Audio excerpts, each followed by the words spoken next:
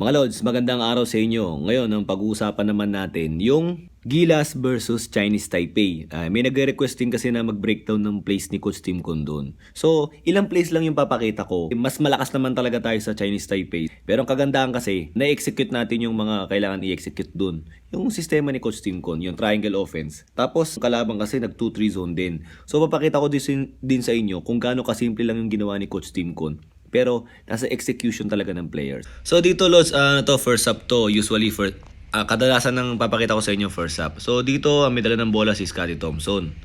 So ang ginawa ni Scottie Thompson dito is binaba niya sa wing.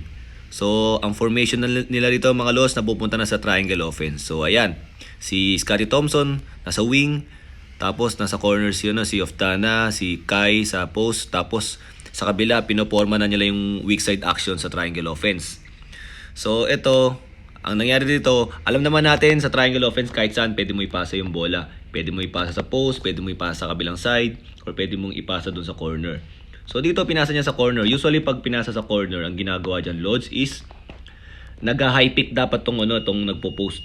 Although kung hindi naman mag-high pick yan, wala rin naman problema. Ang gagawin lang naman ng passer dyan ni Scottie Thompson is kakat siya. So na-realize ni Kai Sotto na hindi siya nakapagbigay ng back pick, so umangat siya para pwede niyang kunin yung bola dyan. Tapos kung makikita niyo dito mga Lods, habang tumatakbo si Scottie Thompson dito, kumat siya, hindi napasahan. Nakita niya kasi mas maliit sa kanya yung bantay niya. So dyan mga Lods, kung kayo nag-execute kayo ng triangle offense, pag cut nyo, pwede kayong pumoste dyan. Bakit ka mo? Kasi aangat naman yung big man eh. So walang gana magiging help. Tinan nyo, may mismatch na ron. Medyo maganda lang yung depensa ng kalaban, kaya hindi nakita nung may hawak ng bola na pwede siyang pumasa kay Scottie Thompson. Tapos tinan nyo naman, yung tao ni Justin Brownlee hindi ganong makahelp. Kasi Justin Brownlee yung bantay niya eh. If ever mabigay kay Scottie Thompson yan, at dinrive niya ng konti yan, baka malibre siya, no? Baka malibre si Justin Brownlee, di ba? So, very high IQ talaga to si Scottie Thompson. Nakita niyo yun.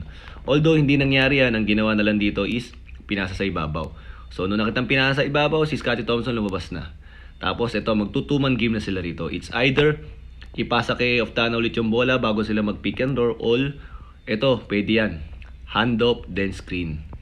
So, nalibre siya kasi bakit? Nag-go through, go under. So, libre na siya dyan. So, pwede niya itira yan. Sino ba to? Si Oftana ba to? Si Bugoy? O, basta yan. Tinira niya ng 3 points.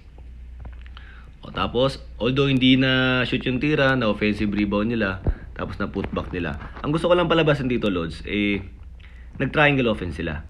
So, ano yung next play na ginawa nila? Ito, mga Lods, triangle din to eh. Pero nasa kabilang side yung triangle. Okay? Ito yung, kung tawagin na yung weak side action. So, lahat dito pwedeng gawin. Pwede kayo mag-pick and roll, pwede kayo pasa mo, sabay hand-off screen. Yan, ito, hand-off screen ang ginawa rito. So, pag hand-off screen dito, dahil maganda yung naging screen, magkaroon ng effect, napilitan humelp yung tao ng big man. Yung tao ni Carl Tamayo. So, napilitan siyang humelp. Dahil napilitan siyang humelp, nakapag-create na tayo ng sitwasyon. Ang kagandahan kay Carl Tamayo is shooter siya. Ang ginawa ni CJ Perez, hindi niya agad pinasa. Huwag mo munang pasa kagad, Lods. Hayaan mo muna mag-commit ng todo to. Tingnan mo yung mangyayari. Diba? So ngayon, tinuloy niya. Binasa niya yung sitwasyon. Talagang nag-commit ka? O di, sige, laliman pa natin para habulin mo ko. Para talagang libre-libre si Carl Tamayo. Kung sakaling humelp naman to, malilibre yung kabila eh. So, yan. Nice move. Nice execution. 3 points. Ito, 1-2-2 formation sila rito, Lods. Tapos, anong ginawa nila rito? Nakita nyo si Japet Aguilar ba yan? Si number 33 na yan. Basta yan. Oh, pumunta kagad siya sa post. Triangle offense na naman. Oh. So, pag triangle offense sila, again, sinabi ko sa inyo, kahit saan pwedeng ipasa yung bola. Pwedeng sa top of the key, pwedeng sa corner, or pwedeng sa post. Ngayon, pag pinasa yan sa post, pinasa nga sa post, yung dalawa kakat yan, nasa ibabaw at nasa ilalim. Kakat sabay yan. Sabay ang cut niyan. O, nalibre si Kiambao. Although, hindi niya na-shoot yung bola. Nagmadali yata o nadulas. Nadulas nga. Tapos, na-rebound nila na putback. So, kaya ko rin nilagay ito, Lods, na video. Kahit hindi shoot kagad. Kasi, para yan, makita nyo. Pag pinasa sa post, kakat yung dalawa. So, ngayon, ano nangyari dyan? Yung tao ni Kiambao, sumugal ba naman sumundot? So, yan, familiarity na yan. Uy, ba't sumundot sa akin? Bakit itong tao na to na sa akin? So, ibig sabihin meron libre. Kasi alam mo yung triangle offense eh. Ganyan kaganda yung triangle offense. Pag may nagkamali, may malilibre. Yan, nagkamali siya. Ba't ka sumundot? Hindi naman kailangan. Di yan, nalibre yung ilalim. Diba? Kung hindi nadulas yung bola, baka mamaya dunk na yan. Diba? or easy layup na yan. So yan, triangle offense yung gamit ni Coach Tim Cone. So ano yung next? Ito, nag 2-3 zone yung kalaban, Lods. Kung nag 2-3 zone yung kalaban, makikita nyo yan, nag 2-3 zone. Simple lang, pumunta na kagad sa gitna si Dwight Ramos. Yan. Bakit ka mo? Para mag 1-3-1 formation sila. Tama si Kai Soto, mga Lods, bumababa dyan, pinapangat niya si Justin Brownlee. Ano? Sabi niya, umangat ka, Justin Brownlee. O, nagtatagalog na si Justin Brownlee. Yan, 1-3-1 formation. Tignan nyo, Lods. Pwedeng tumira si Dwight Ramos, pwedeng malibre si Kai Soto. Ayun, no? Kasi, paano malilibre si Kai Soto? Kasi nasa gitna, sumubay kay Dwight Ramos. Itong nasa wing, ilalim, inintindi si Justin Brownlee pag ni Justin Brownlee. Siyempre, threat si Justin Brownlee. So, kung pinasa kay Kai Soto yan, baka nga i-dunk yan eh.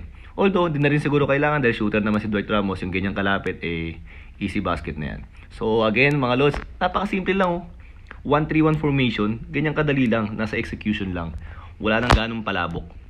So, another, ayan, 2-3 na naman sila, mga Lods, 2-3 na naman. So, anong gagawin nila rito? Pumunta muna sa gitna si Dwight Ramos.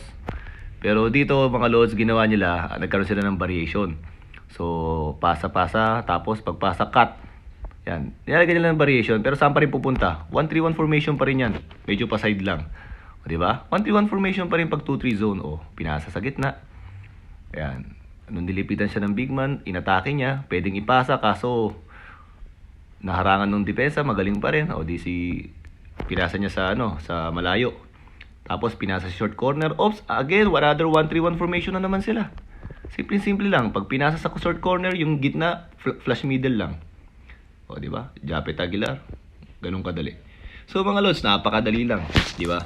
1-3-1 formation pa rin naman yung ginawa nila. Pero, naglagay lang sila ng mga cutter. So, triangle offense, ang ginagamit pag tao-tao. Pagkatapos, pinakita ko nagda-direct post sila kay Soto eh. Pwede rin naman yung pag sa tao-tao. Pero, mostly triangle offense pa rin gamit ni Coach Tim Cone. Pagkatapos, pagka 2-3 formation yung kalaban, 1-3-1 yung ginagamit nila, naglagay lang sila ng variation na minsan may kumakat. So, yung 1-3-1 na yan, may video rin ako niyan, Lods. Panoorin nyo yung video ko about sa 1-3-1 formation against sa 2-3 zone. So, yun lang mga Lods. Sana meron kayo natutunan dito at kung may tanong kayo, just comment below. Thank you.